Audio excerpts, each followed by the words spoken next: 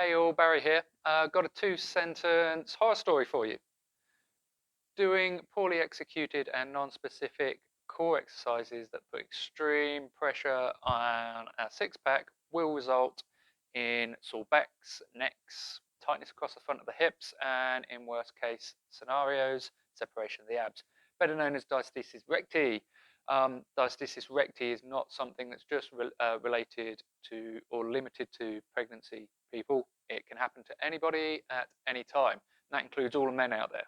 Okay, so now that I've got your attention, let's take a moment about our core, and why current model and change of thoughts on how to train the core may be doing us more harm than good.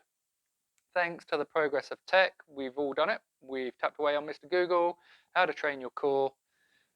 Hundreds of pages of results later, we come across the 10 best exercises here, the 10 worst exercises there. We pick one and we go with it. I've just literally done it 5 minutes ago, and at the top of that, are the results there come back as crunches. Yeah. So before we go hitting ourselves with crunches, Russian twists, burpees, and bloody planks, we need to bring ourselves back to center and make sure we're aware of our bodies in the first place.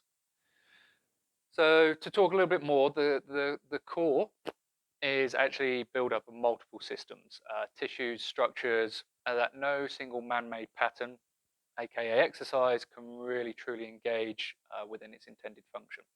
So rather than calling it a core, I like to term it as a trunk. Okay, so using our 𝗰◵ our trunk is this mass here between those collarbones and that pelvis. Okay, it's the canoe that we all own, and it houses some of our most important cargo. And I've got an analogy I want you to think about while we're going through the rest of this. That analogy being, you can't shoot a cannon from a canoe. Okay, so our canoe, our trunk, it needs to be dynamically mobile, but it needs to be stable as a high rise in an earthquake to allow our movement amplifiers, our arms and our legs, to amplify and finalize movement. Yes, the arms and legs don't generate movement. They are the cannon. They amplify it. Therefore, we have to reinforce our canoe. Okay. First stage of being able to reinforce that canoe is we need to understand how we breathe, because our breath is going to determine how well we can actually stabilize this trunk. Okay. We all respire. If we didn't, we'd be dead. But very few of us actually breathe and hold an efficient breathing movement pattern. We all know we have a diaphragm, but did we know that we had three others? We've got one in the top of our head, one somewhere around here, then we've got our lung diaphragm, and then a pelvic floor. Okay, they all work together. So if we fail to hold efficient breathing mechanics, we can't truly provide a dynamic, stable base for our trunk. Everything working together helps us build something called intra-abdominal pressure, which stabilizes this canoe.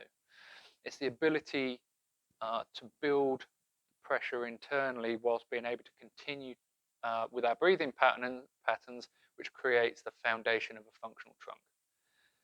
So we must learn to breathe whilst being able to retain this intra-abdominal pressure. And no, guys, before you think about it, it's not a case of taking a huge breath in and holding it and thinking that does the same thing, because it doesn't. It's just pure simple fact. All that tends to do is create more dysfunction. It weakens those breathing patterns, and therefore it's going to weaken your trunk stability over time. If we don't breathe efficiently, we lose that diaphragmatic movement. Okay, if we lose that diaphragmatic movement, we lose the pelvic floor movement. And with a lack of movement, we lose the map between our brain and those tissues, or the proprioception. And as soon as we lose that proprioception, we lose the ability to hold intra-abdominal pressure. So a lot of our incontinence issues can be attributed to intra-abdominal pressure management issues.